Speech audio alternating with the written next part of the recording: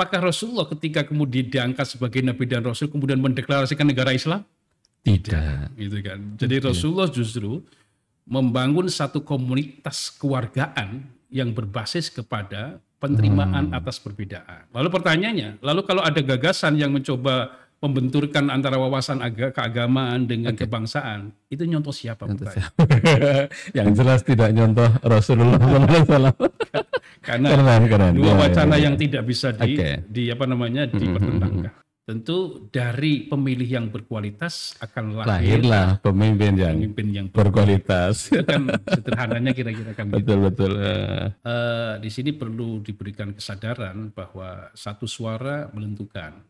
Satu suara akan menentukan arah bangsa ini akan kemana gitu kan. Nah, kalau orang baik itu berpikir apolitis, nanti soal politik diambil oleh orang jahat.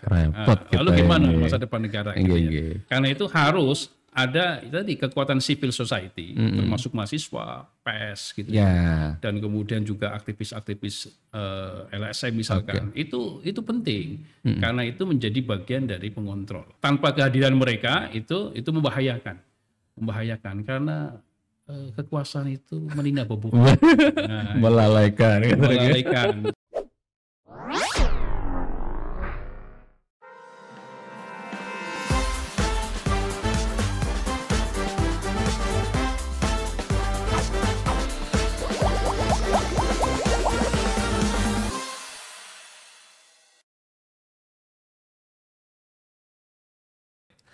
Assalamualaikum warahmatullahi wabarakatuh.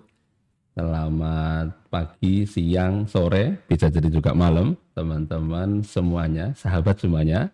Ketemu lagi di podcast Bawaslu Banyumas Ngobrol. Sahabat Bawaslu sekalian dimanapun berada, berbahagia pada kesempatan kali ini kita bisa bertemu lagi dengan podcast terbaik,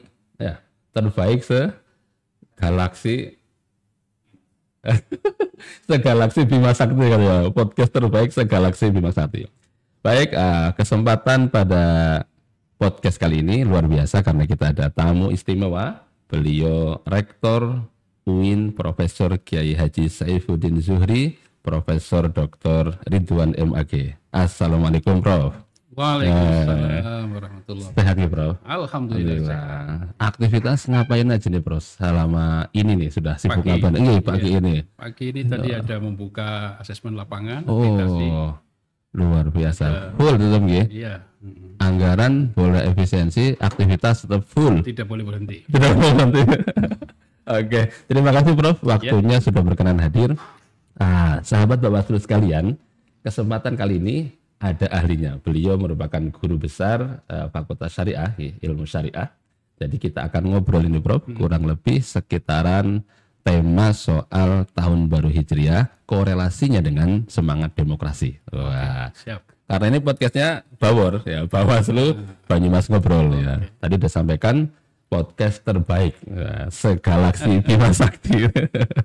Baik, saya pikir langsung Prof.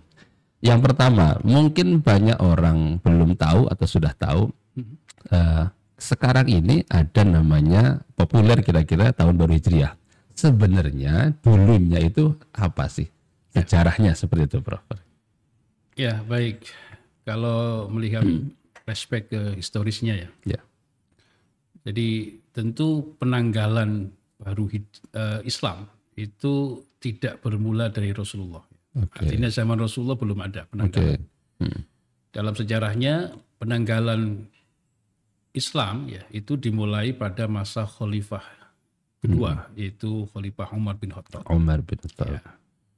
Tentu ada banyak kepentingan dalam kaitan dengan berbagai hal, termasuk diantaranya waktu itu terkait dengan penghitungan pajak. Pajak itu kan ada tahunan kan, lalu dihitungnya pakai apa ini?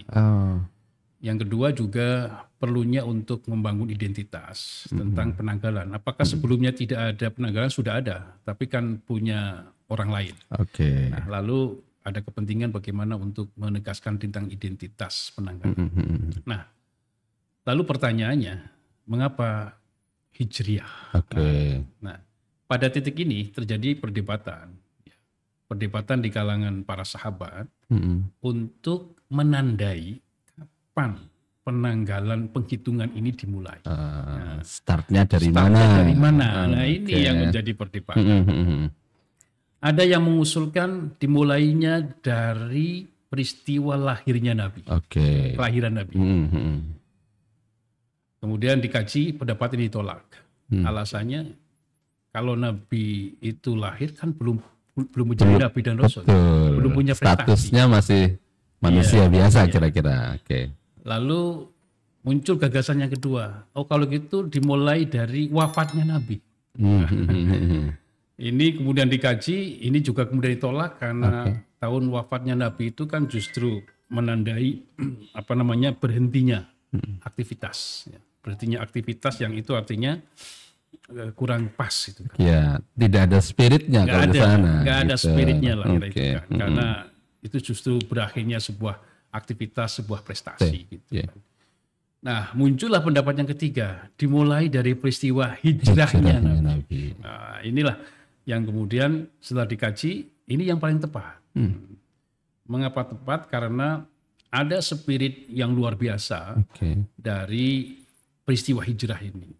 Jadi, peristiwa hijrah ini menandai satu kebangkitan Islam ya, yang spiritnya adalah dalam rangka untuk membangun peradaban baru. Dan terbukti ya, kalau kita coba juga flashback secara historis, kalau kita mau menimbang positioning politik Rasulullah ketika di Mekah dengan di Madinah. Ya. Jadi ketika Rasulullah di Mekah itu kan Rasulullah dengan komunitas muslimnya waktu itu belum menjadi negara ya, komunitas atau umat. Itu secara politik powerless. Ya. Karena itu dalam beberapa sejarah kan bagaimana Rasulullah itu diembargo, Rasulullah bahkan dikejar-kejar ya, mau dibunuh itu kan. Itu sesungguhnya menggambarkan tentang positioning politik. Nah, lalu kemudian hijrah ke Madinah, dan apa yang terjadi? Ada perubahan yang sangat dramatis ya. Dari posisi powerless menjadi powerful. Kenapa jadi powerful? Karena Rasulullah kemudian diangkat menjadi pemimpin komunitas Madinah. Ya. Lalu dari sisi status kemasyarakatan, itu umat Islam telah terjadi transformasi ya, dari komunitas biasa, community menjadi state, menjadi negara. Kenapa? Karena tadi ada perubahan posisi Rasulullah menjadi pemimpin komunitas. Jadi ini luar biasa, menandai satu kebangkitan luar biasa dan spiritnya adalah move on.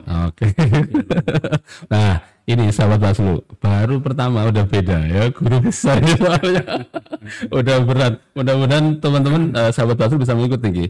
Menarik, Prof. Yang pertama bahwa hijriyah tahun baru ini diidentikan, triggernya kemudian adalah hijrah, proses hijrah. Yang menarik lagi, tadi ada kesimpulan bahwa tadinya powerless kemudian menjadi powerful. Jika demikian berarti perpindahan atau hijrah sendiri nggak bisa dong hanya diartikan sekedar fisik ya Prof ya. Berarti ada transformasi tadi nilai gitu. Betul. Jadi perpindahan fisik itu hanya pemindahan yang kemudian untuk penanda bahwa terjadi perubahan. Tetapi yang paling signifikan itu kan pada aspek spiritnya. Spirit dari proses hijrah itu adalah progresivitas. Progresivitas. Yang kedua adalah berikhtiar untuk keluar dari posisi ya yang kurang menguntungkan kepada posisi yang menguntungkan. Karena itu pastikan peristiwa perpindahan apapun hijrah itu harus kepada sesuatu yang lebih bagus, lebih progresif, ya, lebih bermanfaat, lebih bermakna. Gitu kan. Kalau hanya berpikir yang penting hidup ini sebagai yang penting ada, ya hewan pun bisa. Tapi bagaimana hidup ini ada dan bermakna. Berarti harus jelas gitu. Goalnya apa nih pindah? Kalau sekedar pindah-pindah saja ngapain juga gitu. Jadi spiritnya adalah tadi harus ada move on, ada progresivitas gitu kan. Jadi karena itu ada makalah dari ulama ya Imam Syafi'i itu kan. Kalau orang ingin besar harus pindah. Ya, harus pindah.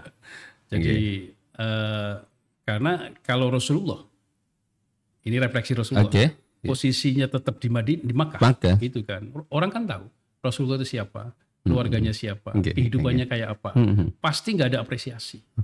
Tapi ketika Rasulullah hijrah ke Madinah, lalu orang-orang melihatnya Rasulullah hari ini, kan menjadi tokoh yang luar biasa, gitu kan. Nah, itu lalu apresiasinya langsung berbeda. Tapi coba kalau tetap di situ, di komunitas itu, ya selamanya powerless, kemudian tidak ada apresiasi, gitu kan. Jadi maka hijrah ini menjadi salah satu cara orang untuk membangun mengupgrade dirinya ya, agar harus lebih baik.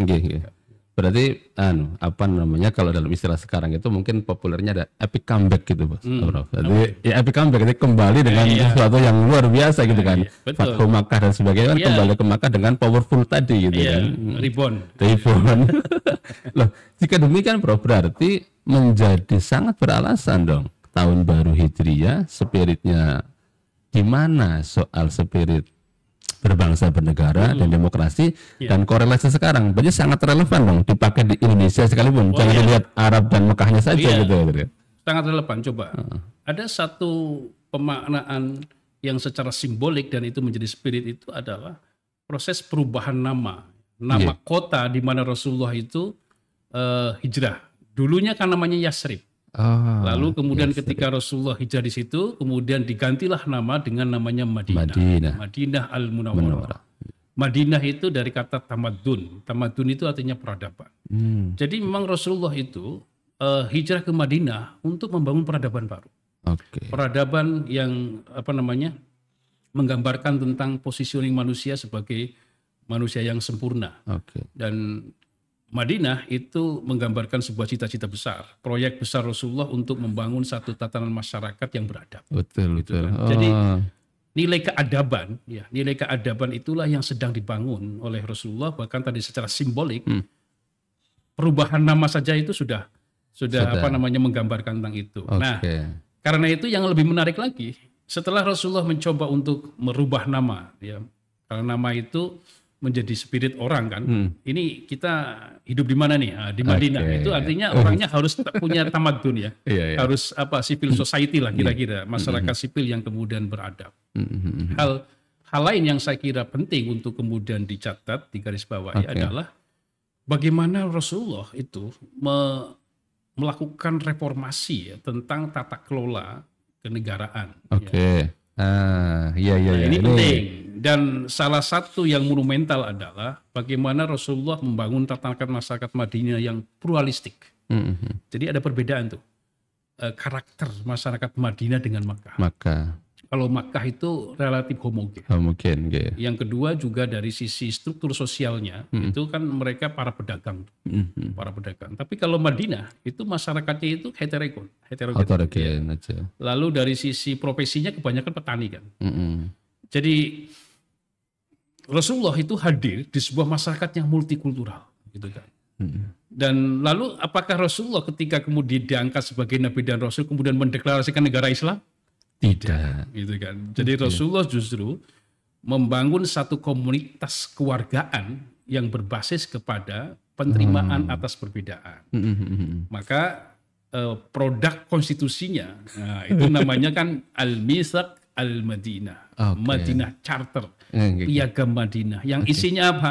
Yang isinya adalah tata aturan berbangsa dan bernegara atas dasar kebersamaan di tengah perbedaan. Keren. Indonesia banget itu. Indonesia banget. Spiritnya sama dengan Undang Dasar 45. Artinya sangat beralasan juga ketika itu bisa jadi referensi salah satu soal kehidupan berbangsa dan bernegara dalam konteks Indonesia yang sangat pluralistik. Jadi saya kira spirit Piagam Madinah itu juga memberikan inspirasi bagi the founding fathers kita dalam mengkonstruksi, memformulasikan satu tatanan kenegaraan yang kemudian mengakomodir perbedaan. Jadi prinsip unity in diversity, Bhinneka Tunggal Ika, itu rohnya Piagam Madinah. Sama ternyata rohnya sama ya. Rohnya Piagam Madinah. Berarti kan ini Prof, ada refleksi kira-kira kita kan kemarin tempo hari biasalah ada proses politik tuh, ada pemilu, pilkada, kan sempat kita dengar bahkan mungkin ada beberapa yang menyebut sebagai politik identitas misalkan. Nah ini tentu tidak sesuai kira-kira atau seperti apa pandangannya Prof? Coba saya ingat salah satu pasal di dalam Piagam Madinah itu mengatakan jika Madinah diserang musuh dari luar, maka seluruh warga Madinah yang Islam, yang Nasrani, Kristen, Yahudi, yang Majusi dan tidak beragama sekalipun wajib mempertahankan Madinah. Ini satu doktrin tentang bela negara. Satu doktrin tentang nasionalisme. Nasionalisme yang dibangun bukan berbasis agama, tetapi berbasis kepada kebersamaan. Oke. Luar biasa, sahabat Basul. Jadi inilah pencerahan. Jadi ketika orang bilang nggak benar itu politik identitas, mungkin hujahnya yang kurang gitu ya. Tidak hanya bilang jangan, tetapi ini saya pikir hujah ini penting bahwa the founding fathers, saya pikir Indonesia juga sudah tepat, sudah tepat. Relevansinya tadi semangat hijrah pun bisa dikuliti begini, bro. Iya, kalau mau melihat misalkan contoh mana yang kemudian dirujuk. Bagi kita umat Islam, ya di dalam mengkonstruk satu tatanan kenegaraan, ya kan tidak ada yang ideal kecuali contohnya Rasulullah. Betul. Lalu pertanyaannya, kalau kemudian bela negara itu sudah ditancapkan prinsip dasarnya, lalu kemudian unity in diversity itu menjadi satu spirit dasar yang harus lahir dalam sebuah komunitas yang pluralistik gitu kan. Dan contohnya oleh Rasulullah. Lalu kita mau berpikir mau nyontoh siapa lagi? Kan tidak ada manusia ideal yang katanya panutan paling sempurna kecuali Rasulullah. Lalu pertanyaannya, kalau ada gagasan yang mencoba membenturkan antara wawasan keagamaan dengan kebangsaan, itu nyontoh siapa? Yang jelas tidak nyontoh Rasulullah SAW. Karena dua wacana yang tidak bisa dipertentangkan. Baik. Oke. Luar biasa nih, Prof. Saya pikir menarik gitu ya. Lah, kalau kehidupan berbangsa dan bernegara tadi, Prof, kembali ya. Clear soal sejarah tadi, tahun Hijriah dimulai dari kapan, kemudian nilai-nilai yang dibangun oleh Rasulullah. Awalnya powerless menjadi powerful, ini menarik sekali. Awalnya community menjadi state, ini juga saya pikir bukan persoalan sederhana, tapi banyak pekerjaan. Kemudian kalau Bawaslu kan jelas ini, Prof, bagian dari penyelenggara, jadi ikutlah kira-kira dalam proses-proses menuju tadi banyak proses politik. Nah, kalau lembaga lain, contoh misalkan kayak lembaga pendidikan, Prof Ridwan sendiri misalkan di UIN, kira-kira apa sih peran yang bisa diambil? Kalau Bawaslu mungkin juga KPU kan jelas ya ada pekerjaan teknis kira-kira. Kalau lembaga yang lain, lembaga pendidikan misalkan, Prof. Ya kalau Bawaslu KPU itu kan pelaksana bagaimana proses demokrasi itu dijalankan. Tetapi persoalannya soal kualitas demokrasi itu kan sangat ditentukan oleh para aktor. Ya, aktornya siapa? Ya para warga negara. Kan? Lalu pertanyaannya, apa yang bisa diperankan oleh lembaga pendidikan? Tentu melakukan pendidikan pemilih. Jadi melakukan edukasi, melakukan literasi tentang demokratisasi, tentang bagaimana menjadi pemilih yang cerdas, tentang bagaimana menjatuhkan pilihan atas dasar pada misalkan kompetensi tertentu, bukan pada persoalan-persoalan yang kepentingan sesaat. Nah, saya kira pada titik ini perguruan tinggi menjadi sangat strategis karena yang dihadapi adalah pastilah pemilih pemula. Pemilih pemula, dan itu artinya perguruan tinggi menjadi sangat kontributif kalau kemudian peran itu dilakukan. Tentu dari pemilih yang berkualitas akan lahirlah pemimpin yang berkualitas. Itu kan sederhananya kira-kira kan. Betul. Kalau seperti itu memang ideal gitu, Prof. Ideal, bahkan mungkin sudah ada cetak birunya lah kira-kira apa yang mesti dilakukan gitu antar lembaga saling koordinatif sebagainya. Tapi yang sejauh ini barangkali Prof Ridwan juga sudah mengalami karena sudah begitu lama di lembaga pendidikan dalam hal ini kampus, yang kira-kira di dalamnya banyak calon pemilih atau bahkan pemilih pemula. Paling kendalanya apa sih biasanya, kalau di lembaga pendidikan atau pemilih pemula itu rata-rata kendalanya apa kalau kemudian kepengen memilih pemimpin yang keren, yang bagus, apa kira-kira yang jadi kendala utama gitu loh?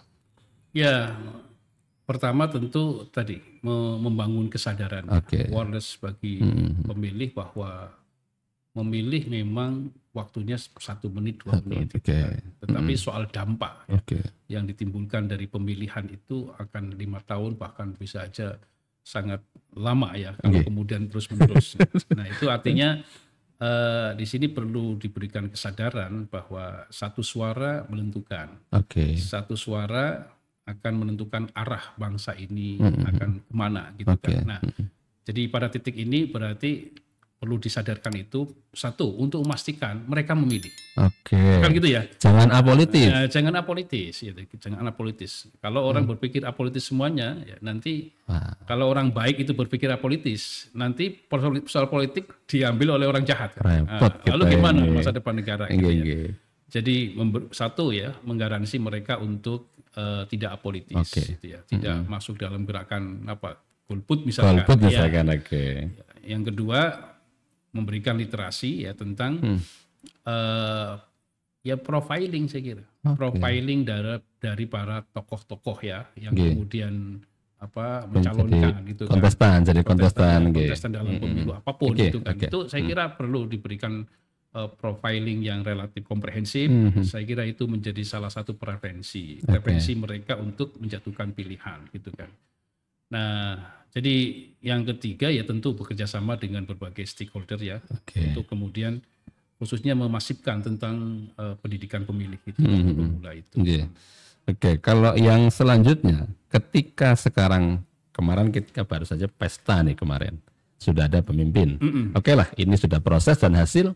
Kira-kira mereka itu mesti ngapain nih pemimpin yang sudah agar tadi bro agar proses berbangsa bernegara, soal demokrasi yang juga berjalan, soal tidak ada apolitis, tidak ada golput, tidak ada itu. Kira-kira apa yang mesti yang mereka sudah pegang amanat ini? Iya. Pemilu sudah selesai. Pemimpin sudah ada kan? Sudah ada.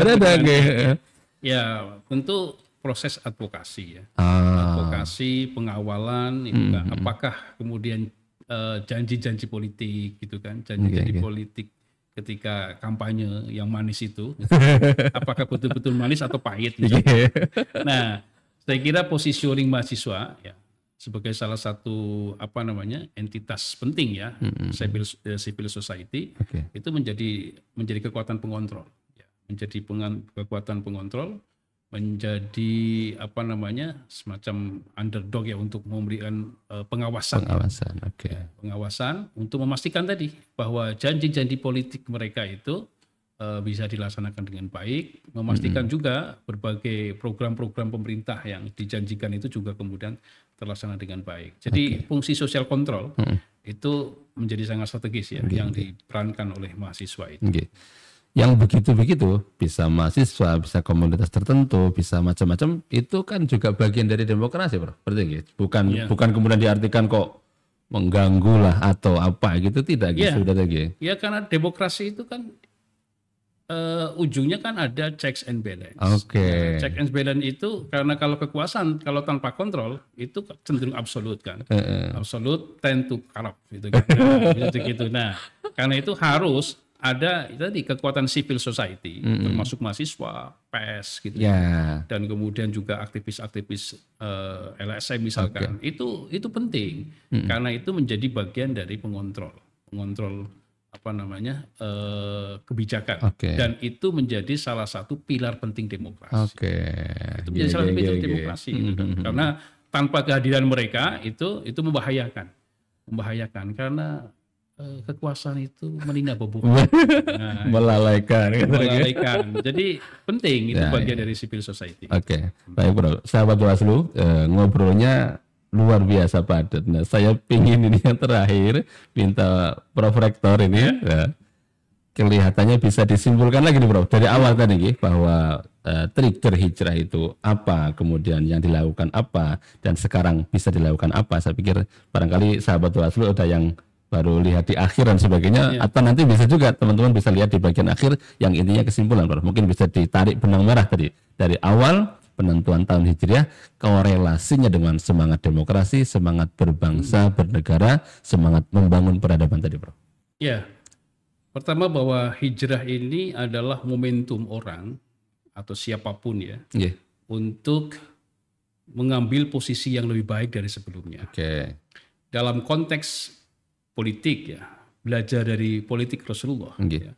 Hijrah ini menjadi penting karena spirit hijrah itu telah membangun satu peradaban baru. Peradaban dalam konteks kenegaraan adalah lahirnya negara Madinah yang di situ sangat beragam tetapi mereka satu. Dan Rasulullah meskipun sebagai seorang pemimpin dan seorang nabi sekaligus, pemimpin politik dan pemimpin spiritual, tidak pernah mendeklarasikan negara Islam. Artinya basis kenegaraannya itu bukan berbasis pada politik identitas, tapi politik kebangsaan. Jadi keragaman itu dirajut betul menjadi satu kesatuan, dan yang lahir di situ adalah kebersamaan dalam keberbedaan. Spirit hijrah ya harus kita refleksikan menjadi bagian penting bagaimana membangun kualitas demokrasi kita. Ya.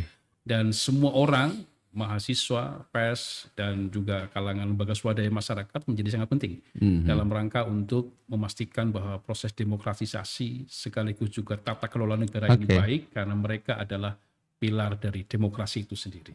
Yang terakhir, mari kita melakukan refleksi dari spirit hijrah ini untuk membuat proyeksi ke depan demokrasi kita lebih baik. Cakep. Terima kasih Prof. Rektor. Sahabat Baslu, luar biasa. Jadi kelihatan betul ya bagaimana kemudian formulanya kelihatan positif sekali, bagaimana tiada lain tiada bukan semangat hijriah, semangat hijrah ini tahun baru ini kemudian bisa bermanfaat dan bisa kita lakukan refleksi untuk membangun bangsa dan negara, bahkan luar biasa. Saya terima kasih nih Prof sudah hadir. Ini teman-teman, saya pikir sahabat Baslu yang sudah nonton bakal semakin yakin bahwa podcast Power ini benar-benar yang terbaik segalaksi Bima Sakti ini. Karena teman-teman ini daging ya, kira-kira daging betul, tapi jangan lupa mesti disaksikan full apa yang disampaikan oleh Prof Ridwan sebagai guru besar sekaligus rektor UIN Kiai Haji Saifuddin Zuhri. Saya lagi terima kasih Prof. Mudah-mudahan bermanfaat. Sahabat Baslu, ketemu lagi di kesempatan yang akan datang dengan podcast materi yang lebih baik. Terima kasih. Assalamualaikum warahmatullahi wabarakatuh.